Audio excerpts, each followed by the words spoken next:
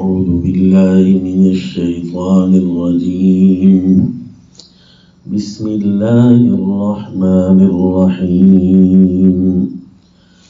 كافها يا عين صاد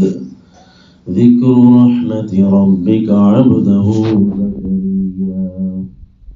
إذ نادى ربه نداء خفيا وصلى الله على النبي الكريم۔ اس سورت کا تعارف یہ ہے کہ جس طرح پچھلی سورت میں اللہ کی حاکمیت، اللہ کی حکومت کا ذکر تھا، اس سورت میں حاکم کے خاص جو بندے ہیں ان کے لیے انعامات کا ذکر ہے۔ چاہے ان کے حالات جس قسم کے بھی ہوں، اللہ ان کے غیبانہ ان پر برکات نازل کرتے ہیں اور ان کے لیے خصوصی چیزیں رکھتے ہیں، کیونکہ وہ اپنے رحمان کے خاص عبادت گزار ہوتے ہیں، اس کے حکم میں بھی عبادت گزار ہیں اور اس کی الوہیت میں بھی عبادت گزار ہیں، اسے الہ بھی مانتے ہیں، حاکم مطلق بھی مانتے ہیں۔ اس لیے اللہ نے یہاں پر پچھلی صورت کی طرح کچھ عجائبات عباد کے بیان کیے کہ خاص بندوں کے عجائبات اس رنگ میں بھی ہوتے ہیں کہ سیدنا زکریا علیہ السلام، یحییٰ علیہ السلام، یہ سارے لوگ ان کی آمد بھی بڑی عجیب تھی سیدنا زکریا علیہ السلام کی اور سیدنا یحییٰ علیہ السلام کی۔ سیدنا زکریا علیہ السلام کے پاس ان کی آمد کا عجیب واقعہ بیان ہوتا ہے کہ بڑھاپے اور انتہا درجے کے بڑھاپے میں اللہ نے نصیب فرمایا اور نبی بنا کر دیا۔ اور پھر اس سے بعد والا واقعہ مزید عجیب تر ہے کہ سیدہ بی بی مریم کے پاس آئے سیدنا عیسیٰ علیہ السلام اور وہ بھی اللہ تعالیٰ نے باپ کے واسطے کے بغیر انہیں دنیا میں بھیجا، اور اللہ قادر ہے، اللہ تو ماں اور باپ دونوں کے بغیر ہی کسی کو بنا سکتے ہیں، جس طرح سیدنا آدم علیہ السلام اور آپ کی زوجہ۔ تو اللہ کریم کے یہ عجائبات کا کرشمہ یہاں ظاہر ہوا کہ جب اسباب کٹ گئے، کچھ بھی نہ رہا ان کے پاس، اسباب کی دنیا میں کوئی ماننے کے لیے تیار بھی نہیں تھا، لیکن اللہ نے اپنے خاص بندوں کے لیے ایسے انعامات کھولے۔ یہ سبق ہے اور درس ہے کہ اگر کوئی اپنے اللہ کا خاص بن کر رہتا ہے، جہاں اسباب ختم ہو جاتے ہیں وہاں ان کی پرواز شروع ہو جائے گی۔ تو اس لیے اس صورت کے اندر چند انبیاء کا واقعہ، سیدنا ابراہیم، سیدنا موسیٰ، سیدنا ہارون علیہ السلام، سیدنا اسماعیل، ادریس علیہ السلام، ان ساروں کا ذکر کر کے فرمایا اولئک الذین انعم اللہ علیہم من النبیین من ذریۃ آدم وممن حملنا مع نوح ومن ذریۃ ابراہیم واسرائیل وممن ہدینا واجتبینا،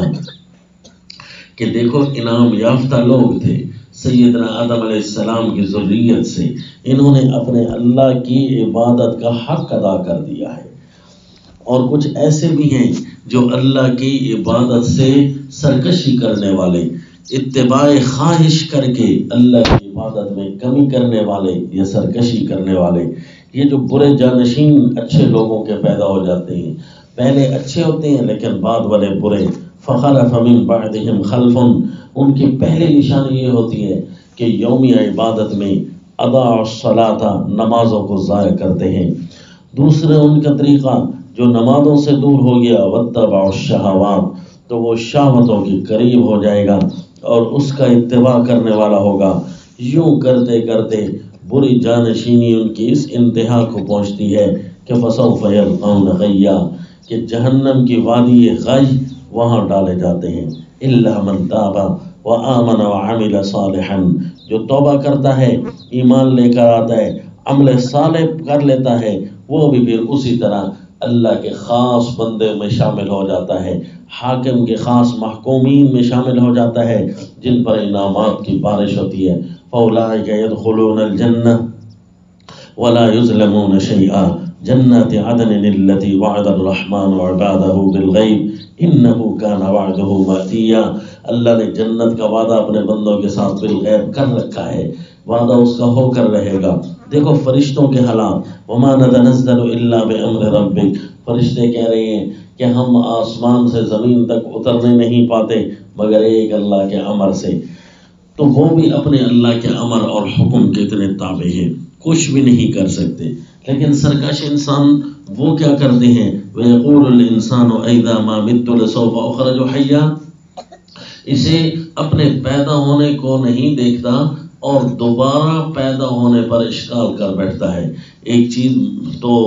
مشکل اگر یہ سمجھتا ہے تو مشکل تو اس وقت ہوتی کہ جب نقشہ ہی نہیں تھا اور میٹیریل ہی نہیں تھا، اس وقت تو پیدا ہو گیا۔ جب نقشہ بھی بن گیا تیرا، میٹیریل بھی دستیاب ہے، تو پھر کیا پیدا کرنا مشکل ہے؟ کیوں تو اللہ کے لیے یہ محال سمجھتا ہے، یہ کہتا ہے ہو ہی نہیں سکتا یہ، حالانکہ اپنی پیدائش قبول کیا ہے۔ اب اس پوری صورت کو گھیراؤ کیسے ہوگا، اس کے لیے عربی عبارت بطور دعویٰ کی یاد کرنی ہے کہ ذکر العباد وما جعل لهم الرحمن ودا وذکر الخلف قوما لدا، یہ جو الفاظ دعوے کے ہوتے ہیں یہ موافقت بالآیات کے ساتھ، یعنی قرآن کی آیتیں بھی اسی طرح کی اسی صورت میں موجود ہوتی ہیں۔ ذکر العباد وما جعل لهم الرحمن ودا، بندوں کا ذکر اور ان کے لیے خاص بندوں کا ذکر اور جو اللہ نے ان کے لیے محبتیں رکھی ہیں، وذکر الخلف قوما لدا،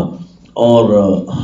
برے جانشینوں کا ذکر جو جھگڑالو قوم ہے ان کا ذکر ہوگا، اور پھر ان کے لیے جو اللہ تعالیٰ نے عذاب تیار کر رکھے ہیں ان کو کچھ نہ کچھ دھمکایا جائے گا۔ ساری باتیں انہیں نہیں بتائی جا رہی، صرف ان کا جھگڑالو ہونا ذکر ہوگا کہ دیکھیں پہلے تو اللہ کی باتیں مانتے نہیں ہیں، جب اللہ کی باتیں اللہ کو مان لیتے ہیں تو پھر اللہ تعالیٰ کا نائب بنانا شروع کر دیتے ہیں۔ وَقَالُوا اتَّخَذَ الرَّحْمَنُ وَلَدًا لَقَدْ جِئْتُمْ شَيْئًا إِدًّا، اے لوگوں بڑا بھاری بوجھ لے کر تم آئے ہو۔ تو اب اس صورت کے اندر جو اللہ نے خواص کا ذکر چھیڑ کر انعامات